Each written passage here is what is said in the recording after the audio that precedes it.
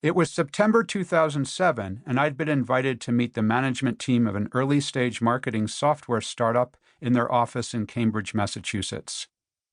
They informed me in their invitation email that the entire company of 10 people read my newly published book, The New Rules of Marketing and PR.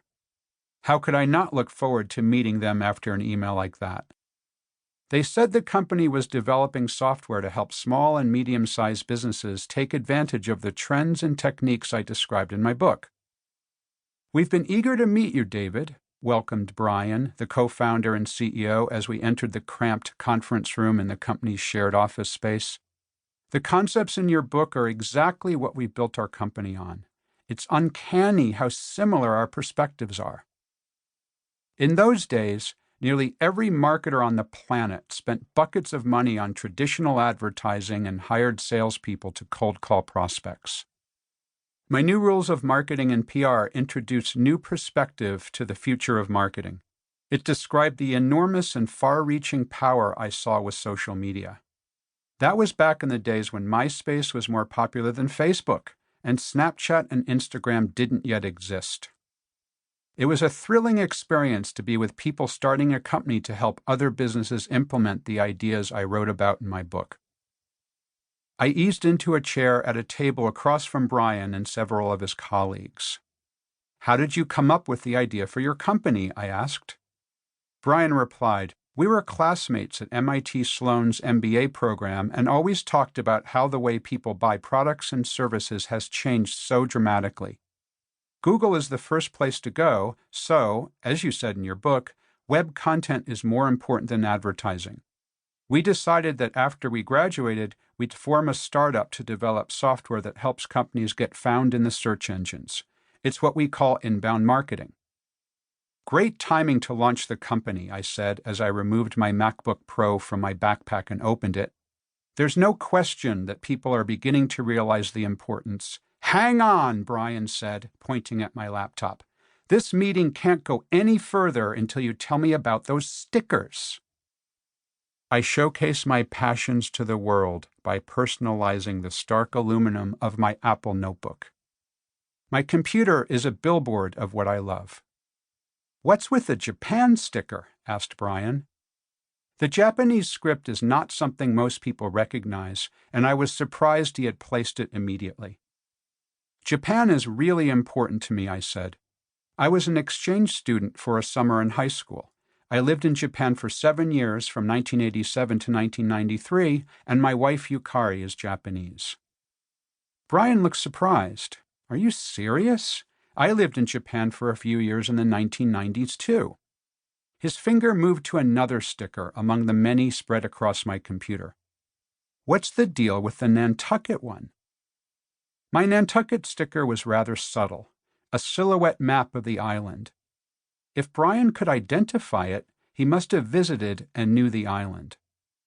"I've got a house on the island. Have you been?" I asked him, although I suspected I already knew the answer.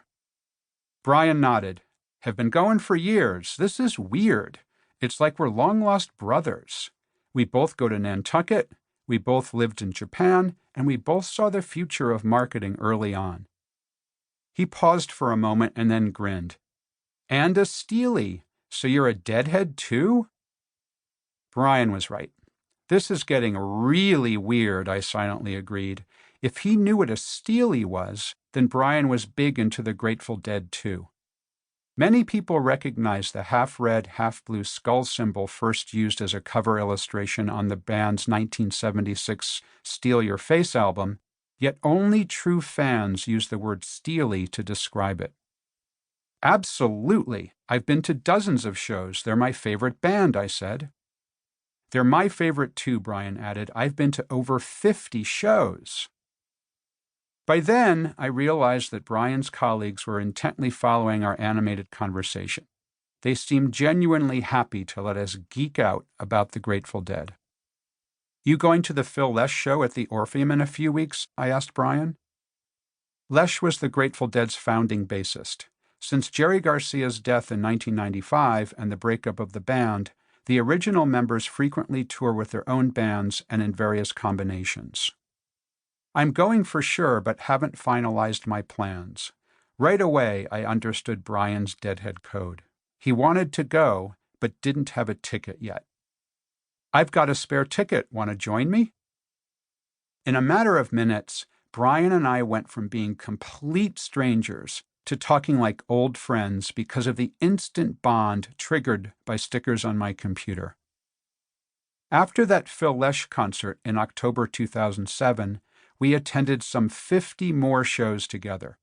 Brian and I even combined our Grateful Dead fandom and our shared passion for marketing when we co-wrote the book Marketing Lessons from the Grateful Dead, What Every Business Can Learn from the Most Iconic Band in History. Interestingly, the Japanese language edition of the book became the fourth most popular business book in Japan the year it was published, outselling the English language version that year. Were Brian and I unconsciously channeling our experiences in Japan when writing? Who knows? A few days after our initial meeting, Brian invited me to become the founding member of the HubSpot advisory board. It was a thrill to add a HubSpot sticker to my computer to mark the occasion. Over the years, I worked closely with Brian and the HubSpot team to help grow the business to a projected $650 million in revenue in 2019. The company is now publicly traded on the New York Stock Exchange and has offices around the world. When HubSpot opened a Japan office in 2016, Brian and I both delivered presentations at the opening event. All of this happened because Brian and I found a common language, common interests, common fandom. We shared our passions with each other, first for the music we both loved, and then for our work.